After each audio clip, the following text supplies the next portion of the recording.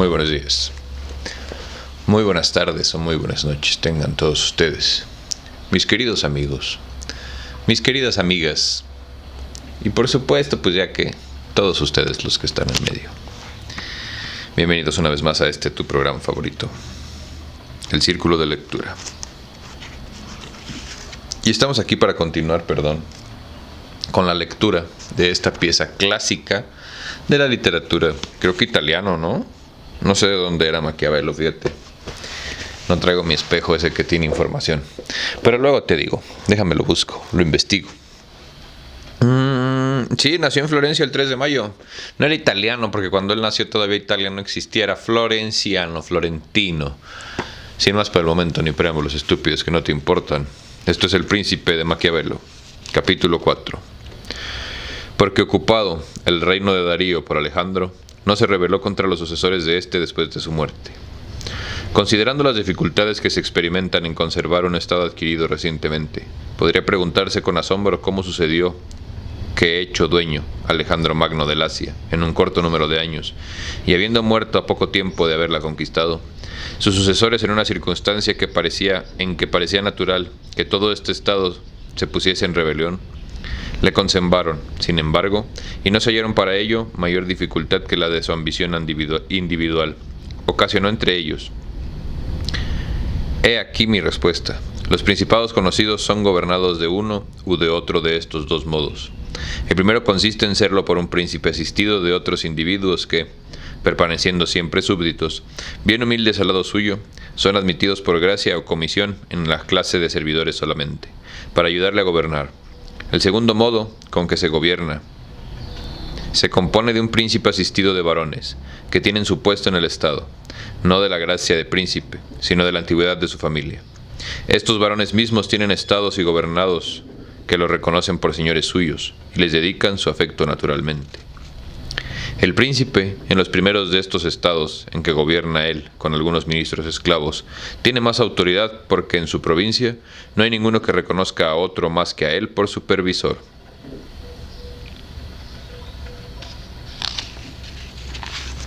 Y, si no se obedece a otro, no es por un particular afecto a su persona, sino solamente porque él es ministro y empleado del príncipe. Los ejemplos de estas dos especies de gobierno son en nuestros días el del turco y el del rey de Francia. Toda la monarquía del turco está gobernada por un señor único. Sus adjuntos no son más que criados suyos. Y dividiendo en provincias su reino, envía a ellas diversos administradores, a los cuales muda y coloca en un nuevo puesto a su antojo. Pero el rey de Francia se halla en medio de un sinnúmero de personajes, ilustres por la antigüedad de su familia, señores ellos mismos en el estado y reconocidos como tales por sus particulares gobernados, quienes por otra parte les profesan afecto. Estos personajes tienen preeminencias personales, que el rey no puede quitarles sin peligrar él mismo. Cualquier parecido con nuestro sistema actual político democrático es pura coincidencia. Así, cualquiera que se ponga a considerar atentamente uno y otro de estos dos estados, hallará que habría suma dificultad en conquistar el del turco, pero que si uno lo hubiera conquistado tendría una grandísima facilidad en conservarle. Las razones de las dificultades para ocuparle son que el conquistador no puede ser llamado ahí de las provincias de este imperio, ni esperar ser ayudado en esta empresa con la rebelión de los que el soberano tiene al lado suyo, lo cual emana de las razones expuestas más arriba. Siendo todos esclavos suyos y estándole reconocidos por sus favores, no es posible corromperlos tan fácilmente. Y aun cuando se lograra esto, no podría expresarse mucha utilidad, porque pues no le sería posible atraer hacia sí los pueblos, por las razones que hemos expuesto. Conviene pues, ciertamente, que el que ataca al turco reflexione que va a hallarle unido con su pueblo, y que pueda contar más con sus propias fuerzas que con los desórdenes que se manifestaran a favor suyo en el imperio. Pero después de haberle vencido y derrotado en una campaña sus ejércitos, de modo que él no pueda ya rehacerlos, no quedará ya cosa ninguna temible más que la familia del príncipe. Si uno la destruye, no habrá ahí ya ninguno a quien deba temerse, porque los otros no gozan del mismo valimiento al lado del pueblo. Así como el vencedor, antes de la victoria, no podía contar con ninguno de ellos, así también no debe cogerles miedo a ninguno después de haber vencido. Sucederá lo contrario en los reinos gobernados como el de Francia. Se puede entrar ahí con facilidad, ganando algún varón, porque se hallan siempre algunos malcontentos del genio de aquellos que se apetecen mudanzas. Estas gentes, por las razones mencionadas, pueden abrirte el camino para la posesión de este estado y facilitarte el triunfo. Pero cuando se trate de conservarte en él, este triunfo mismo se te dará a conocer infinitas dificultades, tanto por la parte de que los que te auxiliaron, como por la que aquellos a quienes has oprimido. No te bastará el haber extinguido a la familia del príncipe, porque quedarán siempre ahí varios señores que se harán cabezas de partido para nuevas mudanzas. Y como no podrás contentarlos ni destruirlos enteramente, perderás ese reino luego que se presente la ocasión de ello. Para ponerlo de una manera más sencilla, güey, es como si te agarras a alguien siéndole infiel a otro alguien, y luego te emputas de que ahora que es tu pareja te es infiel, mi vida. Si consideramos ahora de qué naturaleza de gobierno era el de Darío, le hallaremos semejante al del turco. Le fue necesario primeramente a Alejandro el asaltarle por entero y hacerse dueño de la campaña. Después de esta victoria y la muerte de Darío, quedó el estado en poder del conquistador de un modo seguro por las razones que llevamos expuestas. Y si hubieran estado unidos los sucesores de éste, podrían gozar de él sin la menor dificultad, porque no sobrevino ninguna otra disensión más que la que ellos mismos suscitaron.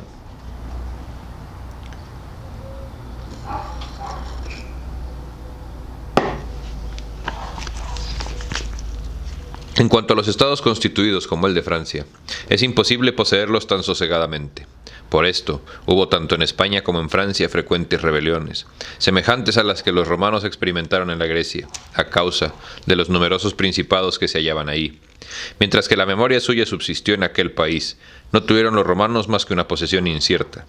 Pero luego, que no se hubo pensado ya en ello, se hicieron seguros poseedores por medio de la dominación y estabilidad de su imperio. Cuando los romanos pelearon ahí, unos contra otros, cada uno de ambos partidos, pudo traerse una posesión de aquellas provincias según la autoridad que él había tomado ahí. Porque habiéndose extinguido la familia de sus antiguos dominadores, aquellas provincias reconocían ya por únicos a los romanos. Haciendo atención a todas estas particularidades, no causaran ya extrañeza la facilidad que Alejandro tuvo para conservar el estado de Asia, y las dificultades que sus sucesores experimentaron para mantenerse en la posesión de lo que habían adquirido, como Pirro y otros muchos. No provinieron ellas del muchísimo o poquísimo talento por parte del vencedor, sino de la diversidad de los estados que ellos habían conquistado. Capítulo 5. ¿De qué modo deben gobernarse las ciudades o principados que, antes de ocuparse por un nuevo príncipe, se gobernaban con sus leyes particulares? Cuando uno quiere conservar aquellos estados que estaban acostumbrados a vivir con sus leyes y en república, es preciso abrazar una de estas tres resoluciones. Debes o arruinarlos, o ir a vivir en ellos, o, finalmente, dejar a estos pueblos sus leyes, obligándolos a pagarte una contribución anual y creando en su país un tribunal de un corto número que se cuide de conservarte los fieles.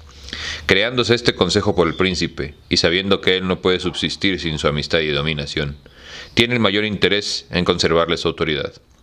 Una ciudad habituada a vivir libre y que uno quiere conservar, se contiene mucho más fácilmente por medio del inmediato influjo de sus propios ciudadanos que de cualquier otro modo. Los espartanos y los romanos nos lo probaron con sus ejemplos. Sin embargo, los espartanos, que habían tenido Atenas y Tebas por medio de un consejo de un corto número de ciudadanos, acabaron perdiéndolas, y los romanos que, para poseer Capua, Cartago y Numancia, las habían desorganizado, no las perdieron. Cuando estos quisieron tener la Grecia con corta diferencia como la habían tenido los espartanos, dejándola libre con sus leyes, no les salió acertada esta opinión, y se vieron obligados a desorganizar muchas ciudades de esta provincia para guardarlas. Hablando con verdad, no hay medio ninguno más seguro para conservar semejantes estados que el de arruinarlos. El que se hace señor de una ciudad acostumbrada a vivir libre y no descompone su régimen, debe contar con ser derrocado él mismo por ella. Para justificar semejante ciudad su rebelión, tendrá el nombre de libertad y sus antiguas leyes, cuyo hábito no podrán hacerle perder nunca el tiempo ni los beneficios del conquistador.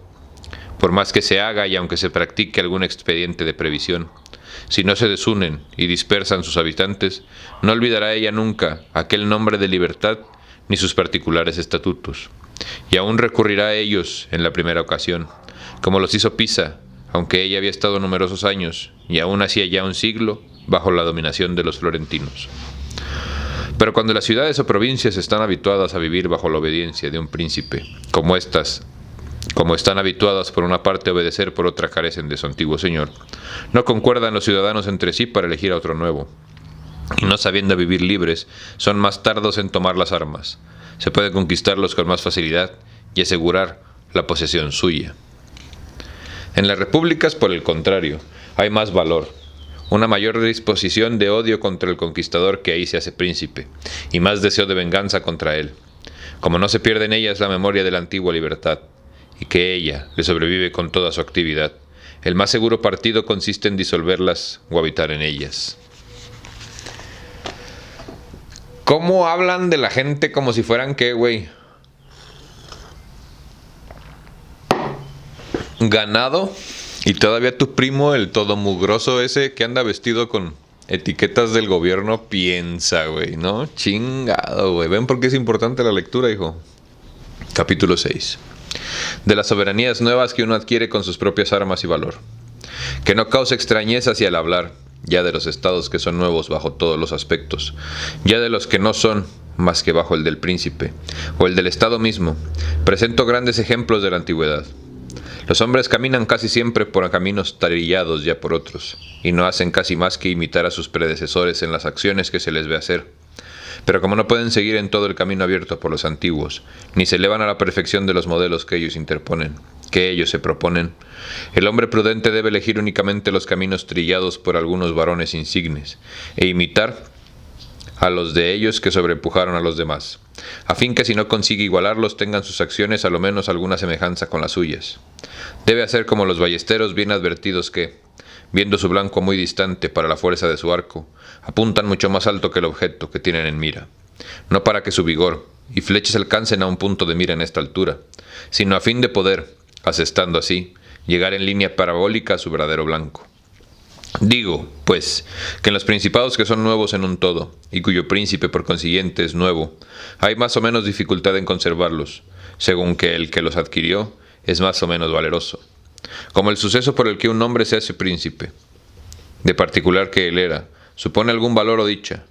Parece que la una o la otra de estas dos cosas allanan una parte de muchas dificultades.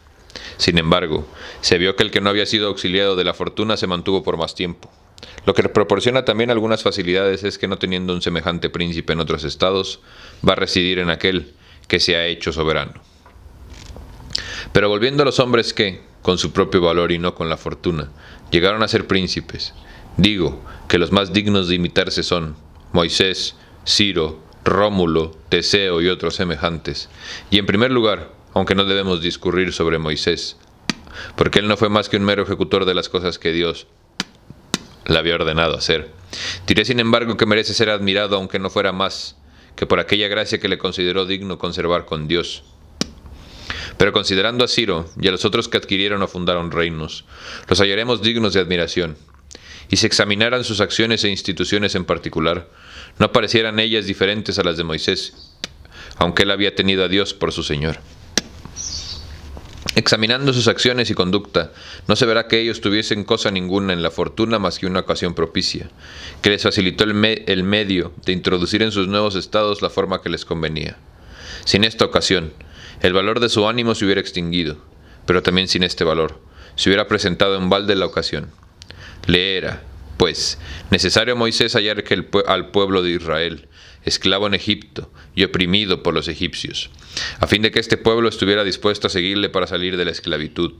Y convenía que Rómulo a su nacimiento no quedara en Alba, y fuera expuesto para que él se hiciera rey de Roma y fundador de un estado que formó la patria suya. Era menester que Ciro hallase a los persas descontentos del imperio de los medos, y a estos afeminados con una larga paz, para hacerse soberano suyo. Teseo no hubiera podido desplegar su valor si no hubiera hallado dispersados a los atenienses. Perdón, pero ¿cuántos de estos nombres ubicas, güey? ¿Qué historia te contaron? Estas ocasiones, sin embargo, constituyen la fortuna semejante de héroes, Pero su excelente sabiduría les dio a conocer el valor de estas ocasiones, y de ello provinieron la ilustración y prosperidad de sus estados.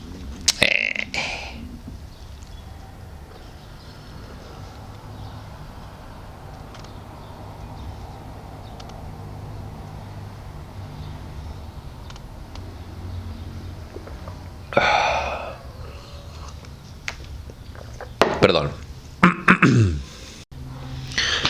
Los que por medios semejantes llegan a ser príncipes no adquieren su principado sin trabajo, pero le conservan fácilmente, y las dificultades que ellos experimentan al adquirirle diamanan en parte de las nuevas leyes y modos que les es indispensable introducir para fundar su estado y su seguridad. Debe notarse bien que no hay otra cosa más difícil que manejar, ni cuyo acierto sea más dudoso, ni se haga con más peligro, que el obrar como jefe para introducir nuevos estatutos. Tiene el introductor por enemigos activísimos a cuantos sacaron provecho de los antiguos estatutos, mientras que los que pudieran sacar el suyo de los nuevos no los defienden más que con tibieza. Semejante tibieza proviene en parte de aquellos que temen a sus adversarios, que se aprovecharon de las antiguas leyes, y en parte de la poca confianza que los hombres tienen en la bondad de las cosas nuevas hasta que se haya hecho una sólida experiencia de ellas. Resulta de esto que siempre que los que son enemigos suyos hayan una ocasión para rebelarse contra ellas, lo hacen por espíritu de partido. No las defienden los otros entonces más que tibiamente, de modo que peligra el príncipe con ellas. Cuando uno quiere discurrir adecuadamente sobre este particular, tiene precisión de examinar si estos innovadores tienen por sí mismos la necesaria consistencia o si dependen de los otros. Es decir, si para dirigir su operación tienen necesidad de rogar o si pueden precisar. En el primer caso, no salen acertadamente nunca, ni conducen cosa ninguna a lo bueno, pero cuando no dependen sino de sí mismos, y que pueden forzar, dejan rara vez de conseguir su fin. Por esto, todos los profetas armados tuvieron acierto, y se desgraciaron cuantos estaban desarmados. Además de las cosas que hemos dicho, conviene notar que el natural de los pueblos es variable. Se podrá hacerles creer fácilmente una cosa, pero habrá dificultad para hacerlos persistir en esta creencia. En consecuencia de lo cual es menester componerse de modo que, cuando hayan cesado de creer, sea posible precisarlos a creer todavía. Moisés, Ciro, Teseo y Rómulo no hubieran podido hacer observar por mucho tiempo sus constituciones si hubieran estado desarmados, como le sucedió al fraile Jerónimo Savonarola, que se desgració en sus nuevas instituciones, cuando la multitud comenzó a no creerle ya inspirado.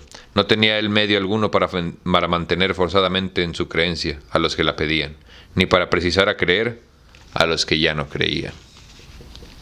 Los príncipes de esta especie experimentan, sin embargo, sumas dificultades en su conducta. Todos sus pasos van acompañados de peligros, y les es necesario el valor para superarlos.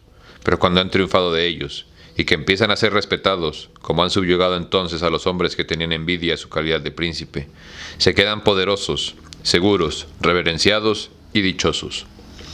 A estos tan relevantes ejemplos quiero añadirles otro de una clase inferior, que, sin embargo, no estará en desproporción con ellos, y me bastará escoger, entre todos los otros, el de Hierón de Siracusano. De particular que él llegó a ser príncipe de Siracusa, sin tener cosa ninguna de la fortuna más que una favorable ocasión. Hallándose oprimidos los siracusanos, le nombraron por caudillo suyo, en cuyo cargo mereció ser elegido después para príncipe suyo.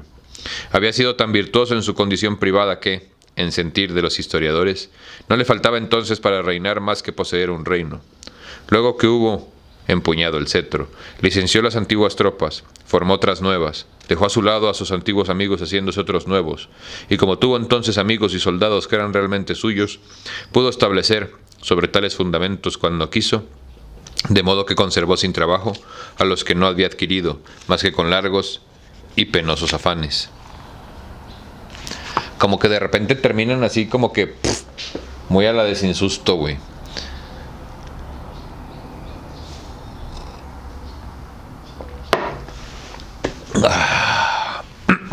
Capítulo 7. De los principados nuevos que se adquieren con las fuerzas ajenas y la fortuna. Los que de particulares que ellos eran fueron elegidos, elevados al principiado por una sola fortuna, llegan a él sin mucho trabajo, pero tienen uno sumo para la conservación suya. No hayan dificultades en el camino para llegar a él, porque son elevados como en alas, pero cuando lo han conseguido, se les presentan todas las especies de obstáculos. Estos príncipes no pudieron adquirir su estado más que de uno u otro de estos dos modos, o comprándolo o haciéndolo dar por favor, como sucedió por una parte a muchos en la Grecia, para las ciudades de Iona y el Esponto, en que Darío hizo varios príncipes que debían tenerlas por su propia gloria, como también por su propia seguridad, y que por otra entre los romanos, aquellos particulares que se hacían elevar al imperio por medio de la corrupción de los soldados, semejantes príncipes no tienen más fundamentos que la voluntad o fortuna de los hombres que los exaltaron.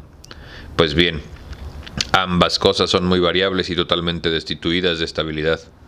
Fuera de esto, ellos no saben ni pueden saber mantenerse en esta elevación. No lo saben porque, a no ser un hombre de ingenio y superior talento, no es verosímil que después de haber vivido en una condición privada, se sepa reinar. No lo pueden a causa de que no tienen tropa ninguna con cuyo apego y fidelidad puedan contar. Por otra parte, los estados que se forman repentinamente son como todas aquellas producciones que la naturaleza que hacen con prontitud. No pueden ellos tener raíces ni las adherencias que les son necesarias para consolidarse. Los arruinará el primer choque de la adversidad.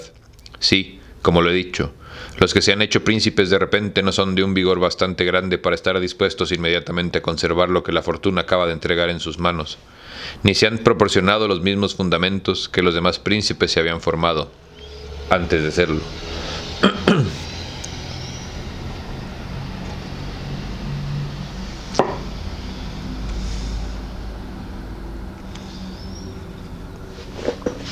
Para uno y otro de estos dos modos de llegar al principado es, a saber, con el valor o la fortuna. Quiero exponer dos ejemplos que la historia de nuestros tiempos nos presenta. Son los de Francisco Sforza y el de César Borgia. Francisco, de simple particular que él era, llegó a ser duque de Milán, por medio de un gran valor y de los recursos que su ingenio podría administrarle. Por lo mismo conservó sin mucho trabajo lo que él no había adquirido más que con sumos afanes.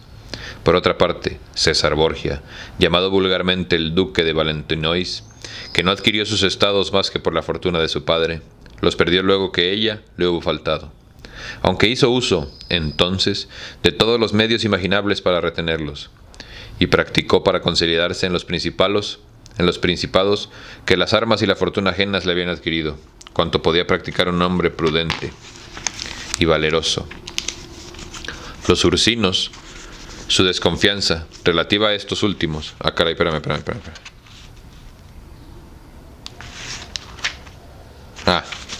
Me salté una hoja. He dicho que el que no preparó los fundamentos de su soberanía antes de ser príncipe, podía hacerlo después si él tenía un talento superior.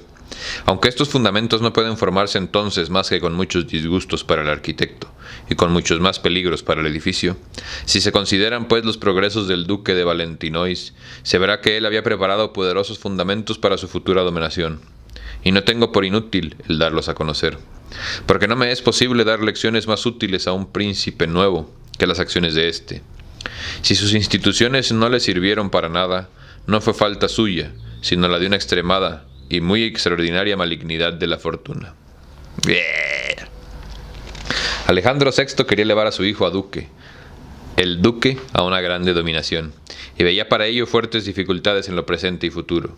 Primeramente, no sabía cómo hacerle señor de un estado que no perteneciera a la iglesia, y cuando volvía sus miradas hacia un estado de la iglesia para quitárselo en favor de su hijo, preveía que el duque de Milán y los venecianos no consentirían en ello. Faenza y Rimini, que él quería cederle desde luego, estaban ya bajo la protección de los venecianos. Veía además que los ejércitos de la Italia, y sobre todo aquellos de los que él hubiera podido valerse, estaban en poder de los que debían temer el engrandecimiento del Papa, y no podía fiarse que estos ejércitos, porque todos ellos estaban mandados por los ursinos, colonas o allegados suyos, era menester, pues, que se turbara este orden de cosas que se introdujeron al desorden de los estados de Italia, a fin de que le fuera posible apoderarse seguramente de una parte de ellos. Esto le fue posible a causa de que él se hallaba en aquella coyuntura en que, movidos de razones particulares, los venecianos habían resuelto hacer que los franceses volvieran otra vez a Italia. No solamente no se opuso a ello, sino que aún facilitó esta maniobra, mostrándose favorable a Luis XII, con la sentencia de que la disolución de su matrimonio con Juana de Francia. Este monarca vino, pues, a Italia con la ayuda de los venecianos y el consentimiento de Alejandro. No bien hubo un estado en Milán cuando el Papa obtuvo algunas tropas para la empresa que había meditado sobre la Romaña, y le fue cedida esta a causa de la reputación del rey. Habiendo adquirido finalmente el duque con ello aquella provincia, y aún derrotado también a las colonas, quería conservar e ir más adelante, pero le embarazaban dos obstáculos. El uno se hallaba en el ejército de los ursinos, del que él se había servido, pero de cuya fidelidad se desconfiaba, y el otro consistía en la posición de que la Francia podía hacer a ello. Temía por una parte que le faltasen las armas de los ursinos, y que ellas no solamente le impidiesen conquistar, sino que también le quitasen lo que él había adquirido, mientras que, por otra parte, se recelaba de que el rey de Francia obrara con respecto a él, como los ursinos. Su desconfianza relativa a estos últimos estaba fundada en que cuando después de haber tomado Faenza asaltó Bolonia, los había visto obrar con tibieza. En cuanto al rey, comprendió lo que podía temer de él cuando después de haber tomado el ducado de Urbino, atacó la Toscana, pues el rey le hizo desistir de esta empresa. En semejante situación resolvió el duque no depender ya de la fortuna de ajenas armas, a cuyo efecto comenzó debilitando hasta en Roma. Las facciones de los ursinos y colonas, ganando a cuantos nobles les eran adictos, hizo los gentilhombres suyos. Los honró con elevados empleos y les confió según sus prendas personales varios gobiernos o mandos, de modo que se extinguió en ellos a pocos meses el espíritu de la facción a que se adherían, y su afecto se volvió todo entero hacia el duque. Después de lo cual aceleró la ocasión para arruinar a los ursinos. Había dispersado ya a los partidarios de la casa Colonna, que se volvió favorable, y la trató mejor. Habiendo advertido muy tarde los ursinos que el poder del duque y del papa como soberano acarreaban su ruina, convocaron una dieta en Mangione, país de Perusa. Resultó de ello contra el duque la rebelión de Ursino, como también los tumultos de Romaña, e infinitos peligros para él. Pero superó todas estas dificultades con el auxilio de los franceses. Luego que hubo recuperado alguna consideración, no fiándose ya en ellos ni en las demás fuerzas que eran ajenas, y queriendo no estar en la necesidad de probarlos de nuevo, recorrió la astucia, y supo encubrir en tanto grado su genio, que los ursinos por la mediación del señor Paulo se reconciliaron con él. No careció de medios serviciales para asegurárselos, dándoles vistosos trajes, dinero, caballos, también que se aprovechándose de la simplicidad de su confianza, acabó reduciéndoles a caer en su poder de Singajalia, habiéndolo destruido en esta ocasión a sus jefes, y formándose de sus partidarios otros tantos amigos de su persona, proporcionó con ello harto buenos fundamentos de su dominación, supuesta toda la Romaña por el ducado de Urbino, y que se había ganado ya todos sus pueblos, en atención a que bajo su gobierno habían comenzado a gustar de un bienestar desconocido de entre ellos hasta entonces.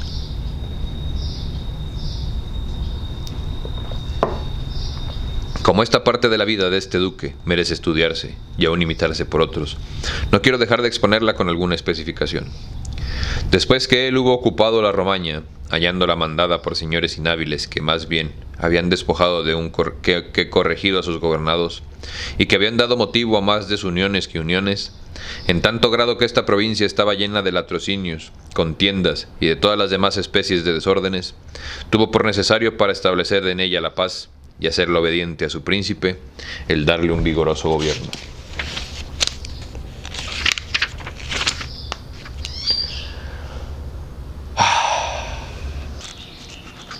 Pero volviendo al punto de qué partido, digo que hallándose muy poderoso el duque y asegurando en parte contra los peligros de entonces, porque se había armado a su modo, y que tenía destruidas en gran parte las armas de los vecinos que podían perjudicarle, le quedaba el temor de la Francia, supuesto que el que quería continuar haciendo conquistas, sabiendo que el rey que habría echado de ver, algo tarde su propia falta, no sufriría que el duque se engrandeciera más, echóse a buscar nuevos amigos. Desde luego, tergiversó con respecto a la Francia, cuando marcharon los franceses hacia el reino de Nápoles, contra las tropas españolas que sitiaban Gaeta. Su intención era asegurarse de ellos, y hubiera tenido un pronto acierto si hubiera continuado viviendo Alejandro. Estas fueron sus precauciones en las circunstancias de entonces, pero en cuanto a las futuras, tenía que temer primeramente que el sucesor de Alejandro VI no le fuera favorable y tratara de quitarle lo que le había dado Alejandro. Para precaver estos inconvenientes, imaginó 4 medios. Fueron: primero, extinguir las familias de los señores a quienes él había despojado al fin de quitar al Papa los socorros que ellos hubieran podido administrarle. Segundo, ganarse a todos los hidalgos de Roma, a fin de poder poner con ellos, como lo he dicho, un freno al Papa, hasta en Roma. Tercero, conciliarse, lo más que le era posible, con el Sacro Colegio de los Cardenales. Y cuarto, adquirir, antes de la muerte de Alejandro, una tan gran dominación que él se hallara en estado de resistir por sí mismo el primer asalto cuando no existiera ya su padre. De estos 4 expedientes, los 3 primeros, por el duque, habían conseguido ya su fin al morir el Papa Alejandro, y el cuarto estaba ejecutándose. Hizo perecer a cuantos había podido coger de aquellos señores a quienes tenía despojados, y se le escaparon pocos. Había ganado a los hidalgos de Roma y adquirió un grandísimo influjo en el Sacro Colegio. En cuanto a sus nuevas conquistas, habiendo proyectado hacerse señor de la Toscana, poseía ya en Perusa y Piombino, después de haber tomado Pisa bajo su protección.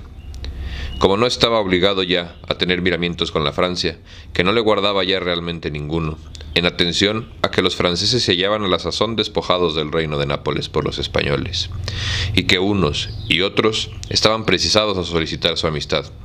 Se echaba sobre Pisa, lo cual bastaba para que Lucca y Siena le abriesen sus puertas, sea por celos contra los florentinos, sea por temor de la venganza suya, y los florentinos carecían de medios para oponerse a ellos.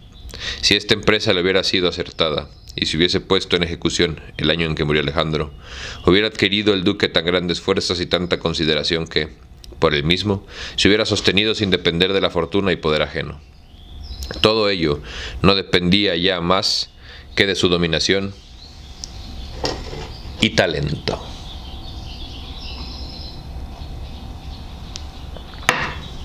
Pensar que el drama político es nuevo es no pensar. Pero Alejandro murió 5 años después que el duque había comenzado a desenvainar la espada. Únicamente el estado de la Romaña estaba consolidado. Permanecían vacilantes todos los otros, hallándose, además, entre 2 ejércitos enemigos poderosísimos, y se veía ultimadamente asaltado de una enfermedad mortal, el duque mismo. Sin embargo, era de mucho valor y poseía superiores talentos. Sabía también cómo pueden ganarse o perderse los hombres y los fundamentos que él se había formado en tan escaso tiempo. Eran tan sólidos que si no hubiese tenido por contrarios aquellos ejércitos, y si lo hubiera pasado bien, hubiera triunfado de todos los demás impedimentos. La prueba de que sus fundamentos eran buenos es perentoria, supuesto que la Romaña le aguardó sosegadamente más de un mes, y que enteramente moribundo como él estaba, no tenía que temer nada en Roma, aunque los Baglioni, Vitelli y Uresinos habían venido ahí. No emprendieron nada en contra de él. Si no pudo hacer papa al que él quería, a lo menos impidió que lo fuera aquel quien no quería. Pero si al morir Alejandro hubiese gozado de robusta salud, hubiera hallado facilidad para todo. Me dijo aquel día que Julio II fue creado papa, que él había pensado en cuanto podía acaecer muerto su padre, y que había hallado remedio para todo, pero que no se había pensado en que pudiera morir él mismo entonces. Después de haber recogido así y cotejado todas las acciones del duque, no puedo condenarle. Aún no me parece que puedo, como lo he hecho, proponerle por modelo a cuantos la fortuna o ajenas almas elevaron a la soberanía. Con las relevantes prendas y profundas miras que él tenía, no podía conducirse de diferente modo. No tuvieron sus designios más obstáculos reales que la breve vida de Alejandro y su propia enfermedad. Fíjate que te había dicho que iba a estar leyendo los pies de página, pero la neta, o sea, están bien mamilas, güey, de que como la Francia me aguardó después de mis desastres de Moscú, por más moribundo que yo estaba hablando políticamente en simonesco, no tuve que temer ahí de los míos. Esto no es cuanto me es necesario. Son como anotaciones que hacía Napoleón al leer su texto, güey. Entonces, a pesar de ser una persona muy interesante, la verdad me da mucha hueva estar leyendo como que la historia de la historia. cuando en realidad ni siquiera podemos comprobar si sí son o no sus anotaciones, güey. O sea, bien podrían ser las anotaciones de cualquier otro marihuano y la editorial, para variar, para hacer más dinero, nos dijo, es que es Napoleón. Entonces por eso no las estoy leyendo, güey. La verdad no están tan interesantes. Así que bueno, solo quería aclarar ese punto, bye. Después de haber recogido así y cotejado todas las acciones del duque, no puedo condenarle. Aún me parece que puedo, como lo he hecho, proponerle por modelo a cuantos la fortuna o ajenas armas elevaron a la soberanía. Con las relevantes prendas y profundas miras que él tenía, no podía conducirse de diferente modo. No tuvieron sus designios más obstáculos reales que la breve vida de Alejandro y su propia enfermedad. El que tenga, pues, por necesario en su nuevo principado, asegurarse de sus enemigos,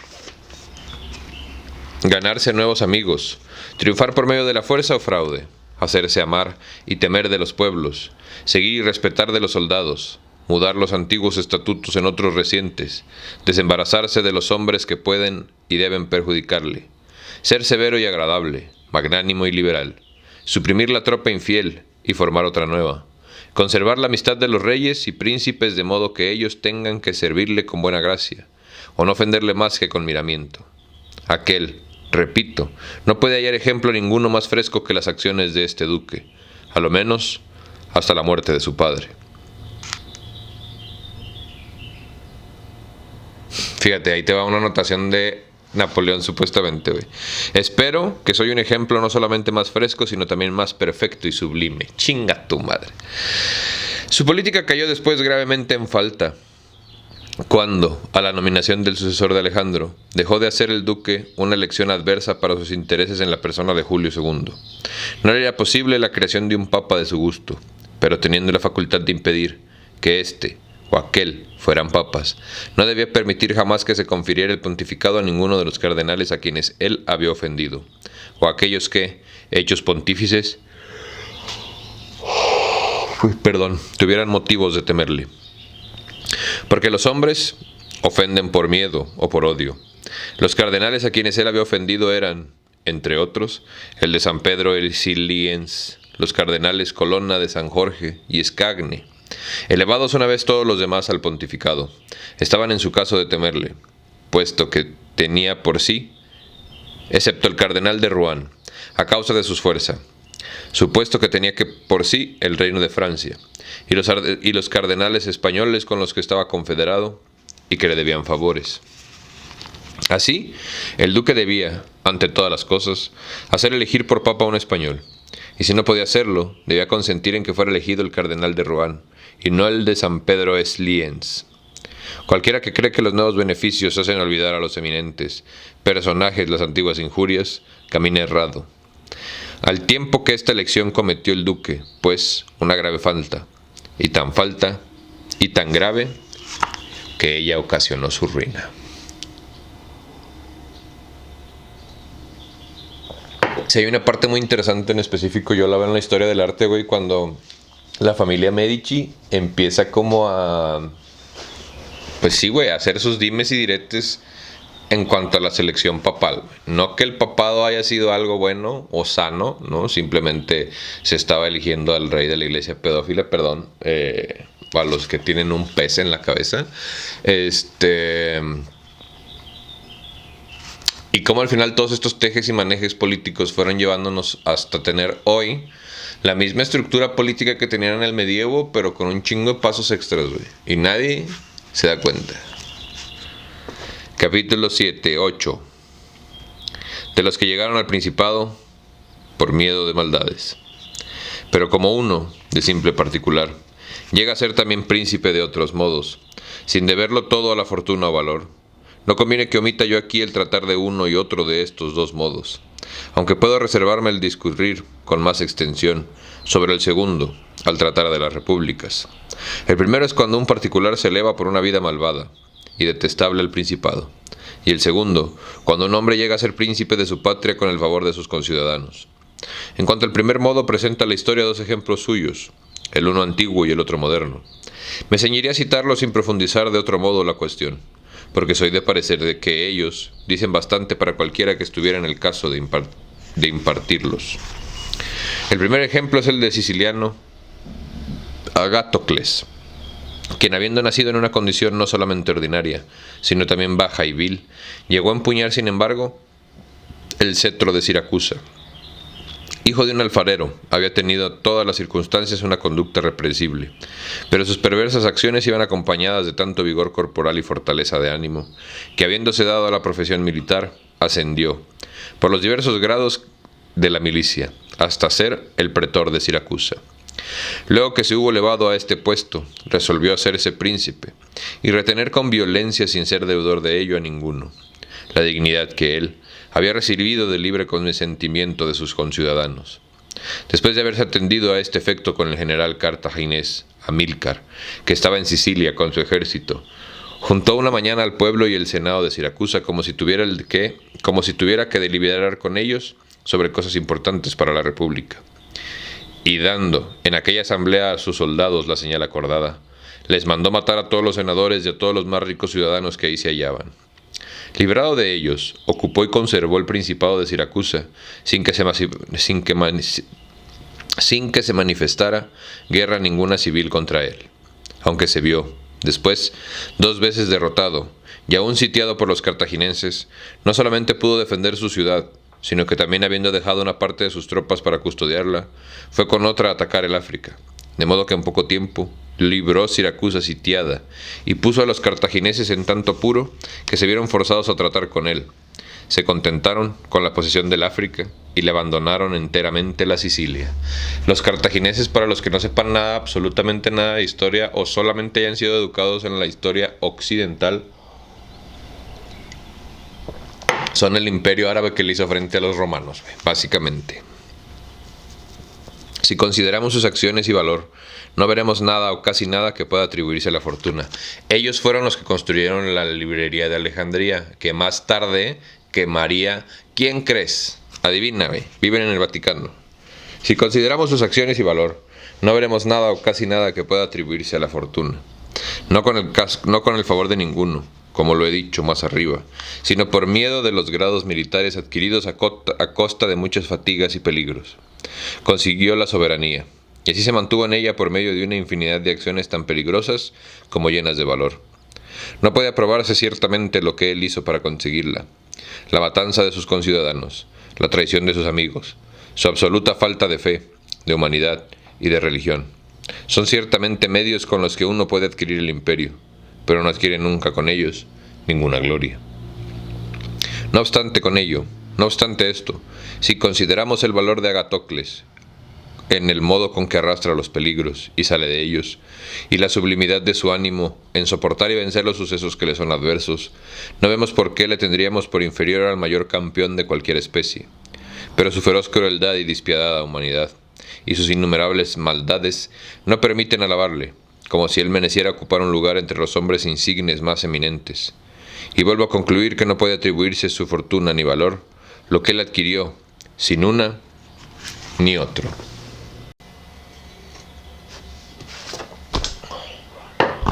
Está chistoso este clima, güey. Me da calor, me da frío, más calor, más frío, más calor, más frío. Mucha menopausia. En fin. El segundo ejemplo más inmediato, a nuestros tiempos, es el de Oliverot de Fermo. Después de haber estado durante su niñez en poder de su tío materno, Juan Fogliani fue colocado por este en la tropa del capitán Paulo Vitelli, a fin de llegar ahí abajo a un semejante maestro a algún grado elevado en las armas. Habiendo muerto después Paulo, y sucediéndole a su hermano Viterolo en el mando, peleó bajo sus órdenes Oliverot, y como él tenía talento, siendo por otra parte robusto de cuerpo y sumamente valeroso, llegó a ser en breve tiempo el primer hombre de su tropa. Juzgando entonces que él era una cosa servil, el permanecer confundido entre el vulgo de los capitanes, concibió el proyecto de apoderarse de Fermo, con la ayuda de Viterolo y de algunos ciudadanos de aquella ciudad que tenían más sabor a la esclavitud que a la libertad de su patria. Así como tú, o tú, o tú. En consecuencia, escribió desde luego a su tío Juan Fogliani que era cosa natural que, después de una tan dilatada ausencia, quisiera volver a él para abrazarle, ver su patria, reconocer en algún modo su patrimonio y que iba a volver a Fermo, pero más que para adquirir algún honor, y queriendo mostrar a sus conciudadanos que a él no había malogrado el tiempo bajo ese aspecto, creía deber presentarse de un modo honroso y acompañado de 100 soldados de a caballo amigos suyos, y de algunos servidores. Le rogó, en su consecuencia, que hiciera de modo que le recibieran los ciudadanos de Fermo con distinción, que no habiéndose fatigado durante tan larga ausencia, en atención a que, le decía, un semejante recibimiento no solamente le honraría a él mismo, sino que también redundaría en gloria de su tío, supuesto que él era su discípulo. Juan no dejó de hacerle los favores que él solicitaba, y a los que le parecía ser acreedor su sobrino. Hizo que le recibieran los habitantes de Fermo con honor, y lo hospedó en su palacio. Oliverot, después de haberlo dispuesto todo para la maldad que él estaba premeditando, dio en él una espléndida comida, en la que convidó a Juan Foligliani y a todas las personas más visibles de Fermo. Al fin de la comida, y cuando según el estilo no se hacía más que conversar sobre cosas que se habla comúnmente en la mesa,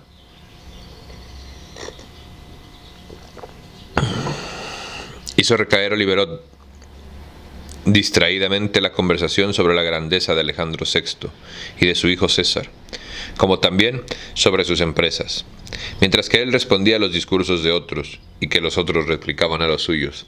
Se levantó de repente diciendo que era una materia de que no se podía hablarse más que en el más oculto lugar, y se retiró a un cuarto particular, al que Fogliani y todos los demás ciudadanos visibles le siguieron. Apenas se hubieran sentado ahí cuando, por salidas ignoradas de ellos, entraron diversos soldados, a los que degollaron todos, sin perdonar a Fogliani. Después de esta matanza, Oliverot montó a caballo, recorrió la ciudad, fue a sitiar a su propio palacio al principal magistrado. También, que poseídos del temor todos los habitantes se vieron obligados a obedecerle, y formar un nuevo gobierno, cuyo soberano se hizo él. Librado Oliverot por este medio de todos aquellos hombres cuyo descontento podría serle temible, fortificó su autoridad con nuevos estatutos civiles y militares, de modo que en el espacio de un año que él poseyó la soberanía, no solamente estuvo seguro en la ciudad de Fermo, sino que también se hizo formidable a todos sus vecinos, y si hubiera sido tan inexpugnable como Agatocles, si no se hubiese dejado engañar por César Borgia, cuando, en Sinagaglia, sorprendido como lo llevó dicho, a los urrecinos y vitelios, habiendo sido cogido Oliverot mismo en esta ocasión, un año después de su parricidio, le dieron garrote con Vitelloso, que había sido su maestro, de valor y de maldad. Yo te voy a preguntar algo a ti, amigo pensador, grande analista, excelente escucha. ¿Por qué crees que hay tantas pinches leyes que protegen al gobierno, güey? ¿Ya viste qué tan efímero y qué tan rápido era quitarles el poder? ¿Por qué crees que ahora hay libros en los libros que no entiendes porque están escritos en otro lenguaje? Podría preguntarse por qué Agatocles y algún otro de la misma especie pudieron, después de tantas traiciones e innumerables crueldades, vivir por mucho tiempo seguros en su patria y defenderse de los enemigos exteriores, sin ejercer actos crueles. Como también, por qué los conciudadanos de éste no se conjuraron nunca contra él, mientras que haciendo otros muchos usos de la crueldad, no pudieron conservarte jamás en sus estados, tanto en tiempo de paz como en el de guerra. Creo que esto diamana del buen o del mal uso que se hace de la crueldad. ¿Podemos llamar buen uso los actos de crueldad? Sí, sin embargo, es lícito hablar bien del mal, que se ejercen de una vez, únicamente por la necesidad de proveer a su propia seguridad, sin continuarlos después, y que al mismo tiempo trata uno de dirigirlos, cuando es posible, hacia la mayor utilidad de los gobernados. ¡Ja! ¿Ves lo que me haces hacer? Los actos de severidad mal usados son aquellos que, no siendo más que en corto número a los principios, van siempre aumentándose y se multiplican día en día, en vez de disminuirse y de mirar a su fin. Los que abrazan el primer método pueden, con los auxilios divinos y humanos, remediar, como Agatocles, la incertidumbre de su situación. En cuanto a los demás, no es posible que ellos se mantengan. Es menester, pues, que el que toma un estado haga intención, en los actos de rigor que le es preciso hacer, a ejercerlos todos de una sola vez e inmediatamente, a fin de no estar obligado a volver a ellos todos los días, y poder, no renovándolos, tranquilizar a sus gobernados, a los que ganará después fácilmente haciéndoles bien. El que obra de otro modo por timidez, o siguiendo malos consejos, está precisado siempre a tener la cuchilla en la mano, y no puede contar nunca con sus gobernados, porque ellos mismos, con el motivo de que se está obligado a continuar y renovar incesantemente semejantes actos de crueldad, no pueden estar seguros con él. Por la misma razón que los actos de severidad deben hacerse todos juntos, y que dejando menos tiempo para reflexionar en ellos ofenden menos, los beneficios deben hacerse poco a poco, a fin de que se tenga lugar para saborearlos mejor. Un príncipe debe, ante todas las cosas, conducirse con sus gobernados de modo que ninguna casualidad, buena o mala, le haga variar. Porque si acaece en tiempos penosos, no le queda ya lugar para remediar el mal, y el bien que hace entonces no se convierte en provecho suyo.